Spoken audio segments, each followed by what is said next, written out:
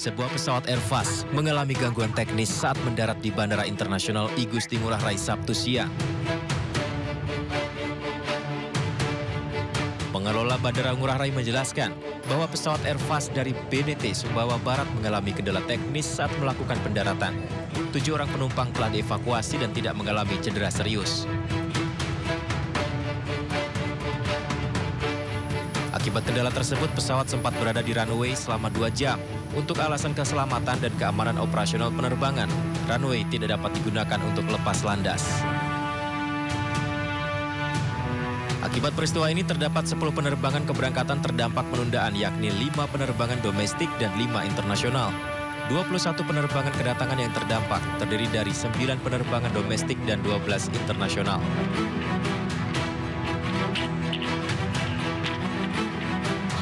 Bahwa pesawat Airbus mengalami kendala teknis pada saat landing di Bandara I Gusti Ngurah Rai pada pukul 09.26 WITA local time. Nah, di mana pesawat Airbus ini dari Sumbawa ini mengangkut 7 penumpang, sudah kita evakuasi dan tidak mengalami cedera.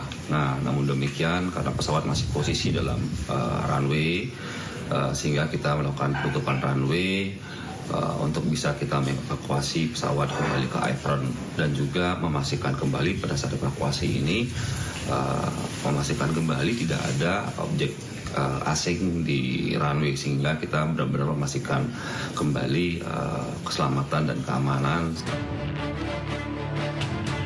Terdapat 3 penerbangan kedatangan yang kembali ke bandara asal, yakni Bandara Lombok, Jakarta, dan Singapura.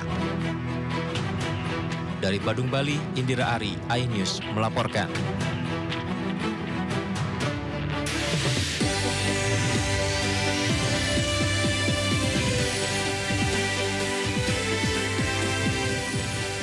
Polisi menggagalkan penyeludupan senjata dan amunisi ke kelompok kriminal bersenjata di Puncak Jaya, Papua.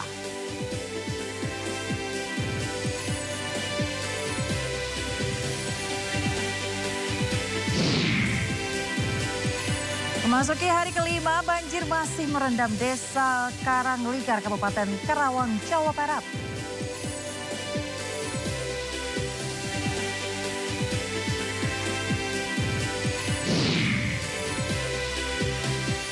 Wakil Presiden Republik Indonesia Gibran Rakabuming Raka meninjau lokasi bencana alam banjir di Sukabumi, Jawa Barat.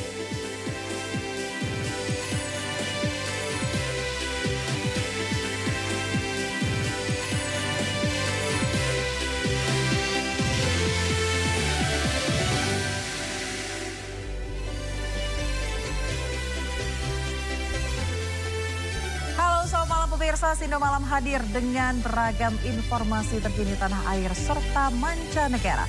Bersama saya Aya Nupus, inilah Sindo Malam selengkapnya.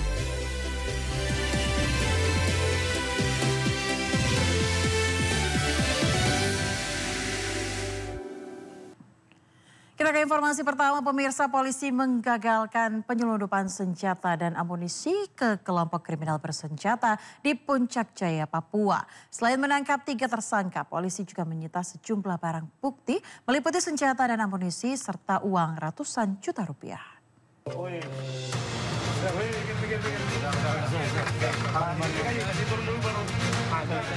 Satgas Operasi Damai Kartens 2025 bersama Polda Papua menggagalkan penyelundupan senjata api dan amunisi yang diduga akan disalurkan kepada kelompok kriminal bersenjata di Puncak Jaya yang dipimpin Leri Mayu Telengget. Operasi hasil pemantauan yang dilakukan sejak 1 hingga 7 Maret 2025 ini mengungkap pergerakan senjata dari Jayapura menuju Puncak Jaya. Berdasarkan informasi intelijen, senjata ini akan diserahkan tersangka utama Yuni Enumbi yang akhirnya berhasil ditangkap dalam operasi ini.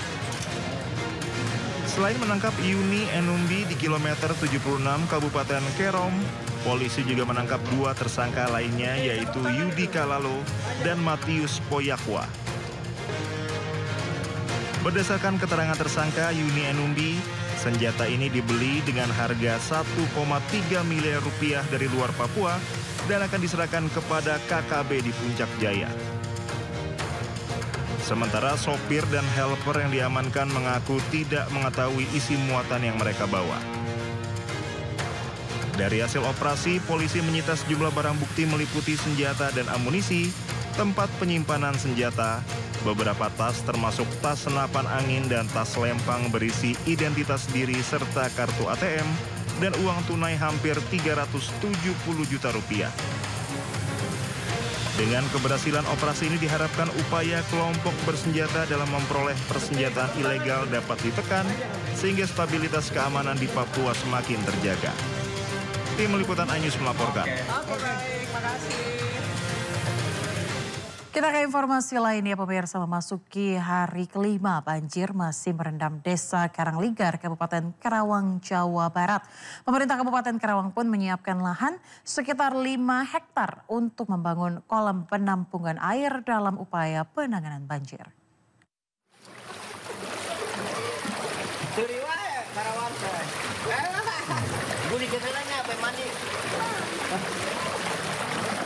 Banjir yang menerjang Desa Karangligar, Karawang, Jawa Barat sejak 5 hari lalu kini mulai berangsur surut. Meski demikian, saat ini ketinggian air masih mencapai 1 meter lebih. Sejumlah warga pun sudah kembali ke rumahnya masing-masing untuk membersihkan rumahnya dari endapan lumpur. Sementara itu, pemerintah Kabupaten Karawang telah melakukan koordinasi dengan Balai Besar Wilayah Sungai Citarum, Jawa Barat dalam upaya penanganan banjir di Desa Karangligar, Kecamatan Teluk Jambe Barat. Nantinya lahan seluas 5 hektar akan dibangun pada tahun ini sebagai kolam penampungan air. Nah, kemarin pasca banjir di Kabupaten Karawang, Pak Menteri hari Rabu kemarin datang ke Karawang, beliau meninjau dan beliau menyampaikan bahwa pekerjaan tentunya yang di Desa Karangligar, nah itu kan selalu menjadikan banjir tahunan. Nah ini insya Allah akan dikerjakan langsung oleh BBWS. Bahkan kemarin saya langsung kedatangan Pak Dian selaku Kepala BBWS, dan insya Allah tahun sekarang akan dikerjakan. Diketahui banjir yang terjadi di Desa Karangligar ini diakibatkan oleh luapan Sungai Cipeet. Jika tinggi permukaan air Cipeet dan Citarum tinggi, maka air akan meluap ke permukiman warga. Dari Karawang, Jawa Barat, Rudi Setiawan, iNews melaporkan.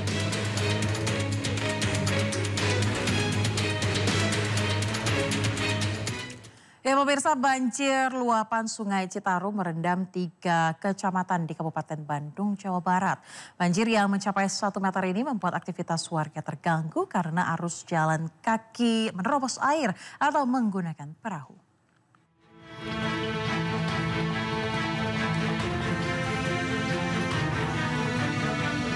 Salah satu lokasi banjir terparah akibat luapan Sungai Citarum terjadi di Kampung Bojong Asih, Desa Dayakolot, Kabupaten Bandung. Ketinggian air di lokasi ini mencapai 60 cm hingga 1 meter.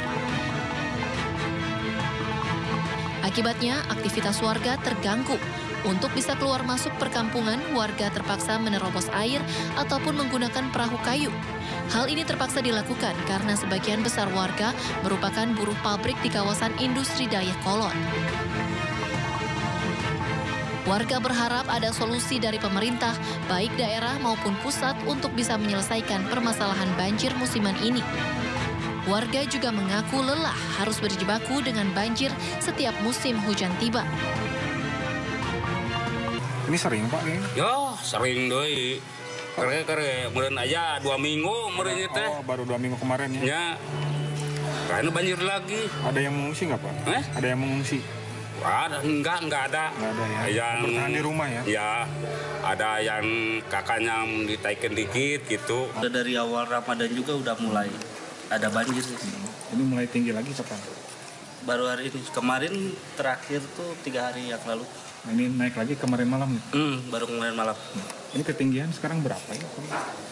Kira-kira kalau untuk di depan sih 60 cm lah. Tapi kalau di belakang bisa mencapai 2 meter lebih. Oh 2 meteran? Iya. Selain di Kecamatan Dayakolot, banjir luapan Sungai Citarum juga melanda Kecamatan Bale Endah. Pemerintah juga berupaya dengan berbagai hal, salah satunya pengerukan aliran sungai hingga pembuatan danau atau embung di dekat permukiman warga. Namun hingga kini solusi ini belum berhasil. Dari Kabupaten Bandung, Jawa Barat, Iwan Pangestu, iNews melaporkan.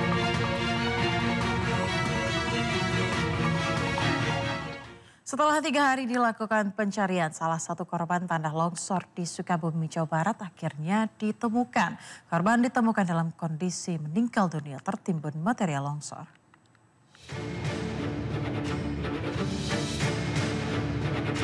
Salah satu korban tanah longsor di Kampung Cijangkar, Desa Kertajaya, Kecamatan Simpenan, Kabupaten Sukabumi ditemukan oleh petugas Polsek Simpenan dan warga di sekitar area longsoran. Korban yang bernama Yayar ditemukan dalam kondisi meninggal dunia, tertimbun material longsor. Jasad wanita berusia 50 tahun ini selanjutnya dibawa ke rumahnya yang berada tidak jauh dari lokasi kejadian untuk dimandikan dan dimakamkan. Sementara salah satu korban lainnya yang berusia 9 tahun masih dalam pencarian. Proses pencarian korban dilakukan dengan peralatan seadanya karena sulitnya akses menuju ke lokasi kejadian yang terputus akibat longsor. Selain menimbulkan korban jiwa, tanah longsor juga menggerus 4 rumah milik warga. Kebetulan rumah-rumah ini kan berdekatan, ya, jadi mungkin disapu oleh longsoran tebing yang ada di sana, kemudian menyapu rumah sehingga terbawalah puing-puing rumah tersebut. Berikut juga dengan korban yang 2 orang yang belum kita temukan. Saat ini jumlah korban tewas yang sudah ditemukan akibat banjir dan tanah longsor yang terjadi pada Kamis lalu berjumlah 4 orang. Sementara 4 korban lainnya masih dalam pencarian. Dari Sukabumi, Jawa Barat, Budi Setiawan, iNews melaporkan. Sebelumnya pemirsa, tim SAR menemukan jasad ibu dan anak yang hilang terseret arus banjir di Sukabumi, Jawa Barat. Kedua jasad korban ditemukan tertimbun puing-puing bangunan dalam kondisi berpelukan.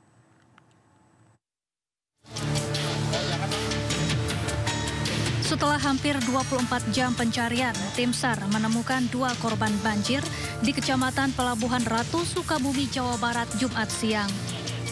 Kedua korban merupakan ibu dan anak perempuannya yang berusia 3 tahun. Korban ditemukan meninggal dunia tertimbun puing-puing bangunan dalam kondisi berpelukan. Sebelumnya kedua korban berada di dalam rumah saat air semakin tinggi dan deras hingga terseret banjir. Kalau untuk kesulitannya seperti yang kita lihat di belakang banyak sekali sampah, tumpukan sampah dan memang diketemukan karena terkubur di dalam sampah tersebut. Mungkin bisa sedikit dijelaskan kronologi terkuburnya itu seperti apa, saat apa? Menurut informasi dari saksi bahwa si ibu dan anak ini pada saat airnya mulai sudah tinggi dengan arus yang sangat deras, itu ibu dan anak masih di dalam rumah.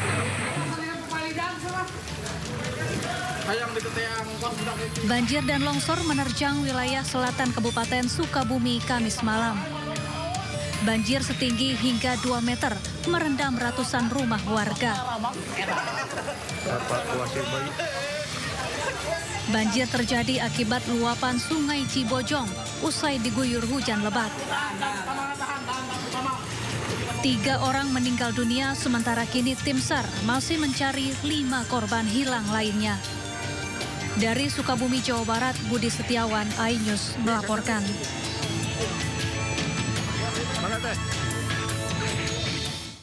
Ya, hujan deras yang mengguyur kawasan Sukabumi, Jawa Barat tidak hanya mengakibatkan banjir dan longsor, namun juga membuat jembatan Cidada Pambles di sedalam 5 meter pemirsa, dan akibatnya arus lalu lintas menuju Pelabuhan Ratu terputus, tidak bisa dilalui kendaraan dari 2 arah.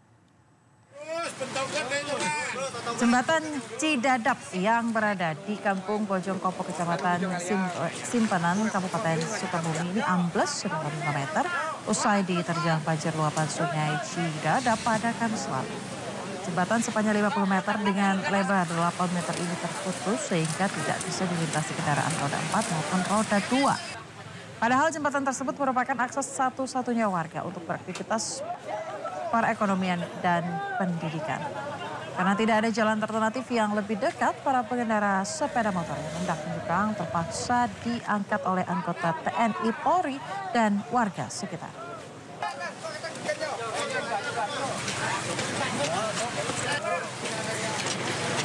Akibat dari terputusnya jalur di jembatan ini, jembatan Cidadap, rekayasa yang kita laksanakan yaitu kendaraan yang mengarah dari Kiara 2 mau menuju ke Sukabumi, ya kita arahkan menuju Nyalindung lewat Barat dan Cisaat. Wakil Presiden Republik Indonesia Gibran Rakabuming Raka meninjau lokasi bencana alam banjir di Sukabumi, Jawa Barat. Pemerintah pun akan memberikan bantuan bagi warga yang rumahnya mengalami kerusakan akibat banjir.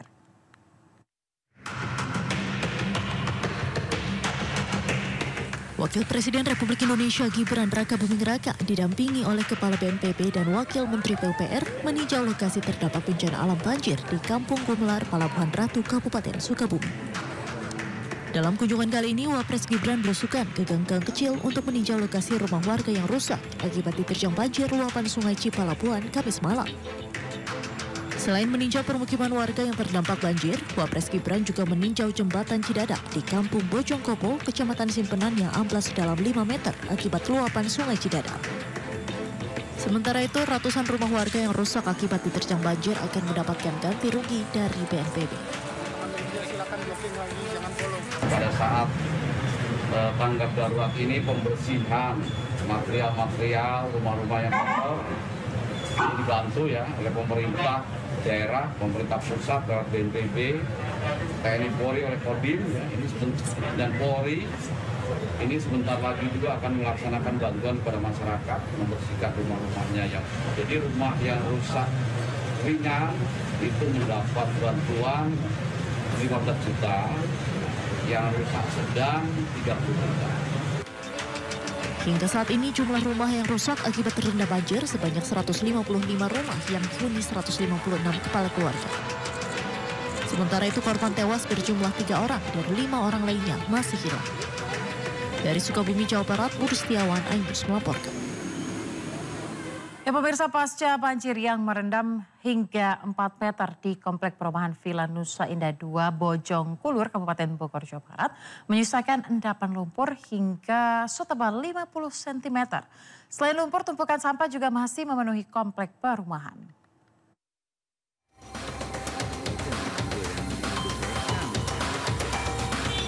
Banjir yang menerjang perumahan Villa Nusa Indah 2 Kecamatan Gunung Putri, Kabupaten Bogor, Jawa Barat mulai berangsur surut.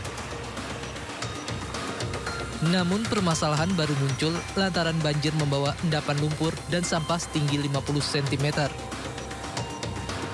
Sejumlah warga mulai membersihkan rumah dari endapan lumpur dan sampah akibat banjir setinggi 4 meter lebih. Banjir kali ini bahkan lebih parah dibanding tahun 2020 lalu. Ya bisa dilihat ya sekarang ya begini, lumpuran masih ada gitu kan, tinggal ya alhamdulillah kemarin udah dibongkar, lumpur udah keluar, tinggal sekarang ini Pak, banglalang yang kita bersihin. Cuma memang yang paling utama harusnya jalan Pak, jadi ini kan banyak banyak lumpur ya, nah gorong-gorongnya pada mampet semua, ya apalagi ya nih, apalagi nih. Bantuan kayak ini sih, kayak mungkin alat berat supaya ini kan sampah-sampah masih banyak ya, sampah-sampah, terus lumpur, sedot-sedot lumpur gitu kan. Ya itu sih yang paling urgent saat ini sih. Selain membutuhkan air bersih dan alat berat, warga juga masih membutuhkan bantuan logistik hingga obat-obatan. Dari Kabupaten Bogor, Jawa Barat, Salam Rahmat, Pandu Priyo Aji, iNews melaporkan. Pemirsa, seorang pria yang hanyut saat banjir di daerah Bekasi hari Selasa silam akhirnya ditemukan dalam kondisi meninggal dunia. Korban diduga terpeleset saat membersihkan sampah bambu yang tersangkut di jembatan. Atosiah 43 tahun, penjaga jembatan Bendungan Koja Jati Asih terpeleset dan jatuh saat berupaya membersihkan sampah yang tersangkut di jembatan pada hari Selasa silam. Saat kejadian, korban berupaya mendorong sampah bambu untuk dihanyutkan di jembatan Bendungan Koja. Namun naas korban terpeleset dan jatuh ke sungai. Warga sempat berupaya menolong korban dengan menggunakan bambu panjang. Namun karena arus kencang saat kejadian membuat korban hanyut terbawa arus. Korban akhirnya ditemukan oleh warga dan tim SAR dalam kondisi meninggal dunia. Allahu Akbar, Allahu Akbar. Oh, jasadnya. Setelah banjir surut, pemirsa, ratusan siswa SMA Negeri 21 Kota Bekasi bergotong royong membersihkan gedung sekolah yang sempat terendam banjir. Tak hanya penuh lumpur, semua berkas dan fasilitas pendukung belajar mengajar rusak akibat banjir.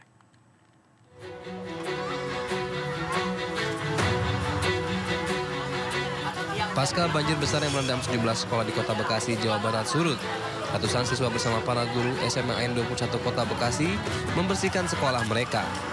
Semua berkas dan fasilitas mendukung sekolah nampak habis pasca terendam banjir. Padahal, Senin depan, SMA Negeri 21 Kota Bekasi harus melaksanakan ujian PSAJ atau penilaian sumatif akhir jenjang. Terkait hal tersebut, Kepala Sekolah SMA N 21 Kota Bekasi mengatakan ujian akan tetap digelar namun bukan di sekolah. Yang seharusnya hari Senin itu kita akan melaksanakan SAJ gitu ya, SAJ, PSAJ ya. Itu juga kita masih serba abu-abu karena nampaknya kalau dilakukan di sini nggak mungkin ya. Nah berarti ada dua cara, apakah kita itu mencari gedung yang lain ataupun diundurkan aja gitu waktunya. Nah kalau untuk dari pihak Bapak Ibu guru itu antara diundur atau ditiadakan. Tapi kemarin Mas Gibran sempat datang ya. Mas Gibran itu sempat datang dan ngomong kalau misalkan untuk kelas 12 itu bakal disediain tempat. Jadi nunggu info lebih lanjut ke depannya. Sebelumnya, gedung SMA N 21 Kota Bekasi yang berada di kawasan perumahan Pondok Gede Permai terendam banjir setinggi lebih dari 2 meter Selasa kemarin.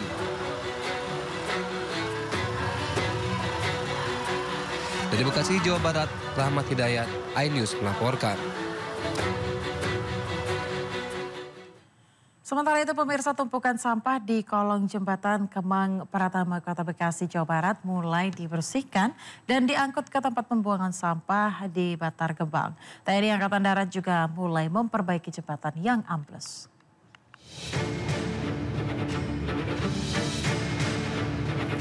Dengan menggunakan alat berat eskavator, petugas dari Dinas Bina Marga dan Sumber Daya Air Kota Bekasi membersihkan tumpukan sampah di kolong jembatan Kemang Pratama, Bekasi Selatan, Kota Bekasi. Tumpukan sampah yang mencapai 30 hingga 40 kubik ini terbawa arus banjir yang terdiri dari limbah rumah tangga, kayu, serta perkakas rumah tangga. Sampah ini menumpuk di bawah kolong jembatan Kemang Pratama. Sampah-sampah ini langsung dimasukkan ke truk dan dibuang ke tempat pembuangan sampah terpadu Bantar Gebang. Pengerukan sampah dari kolong jembatan Kemang Pratama ini ditargetkan rampung dalam 2 hari ke depan. Ini sudah kira-kira 4 mobil yang sudah melintas ya, dan dibuang langsung ke TPA Bantar Gebang. Langsung ke TPA Bantar Gebang. Pak, kalau untuk jumlah sampah sendiri yang tersangkut ini berapa Pak? Ya kalau volume sampah ini mungkin diperkirakan lebih dari sekitar 30 atau ya 40 kubik lah. Selain itu, TNI Angkatan Darat mengerahkan 2 alat berat guna melakukan perbaikan jembatan Kemang yang amblas. Alat berat digunakan untuk menurunkan rangka beton yang nantinya digunakan sebagai rangka jembatan. Banjir besar yang mengepung wilayah Kota Bekasi pada Selasa 4 Maret 2025 lalu tidak hanya merendam ribuan rumah warga, tapi juga merusak sejumlah fasilitas umum. Dari Bekasi, Jawa Barat, Rahmat Hidayat, iNews melaporkan.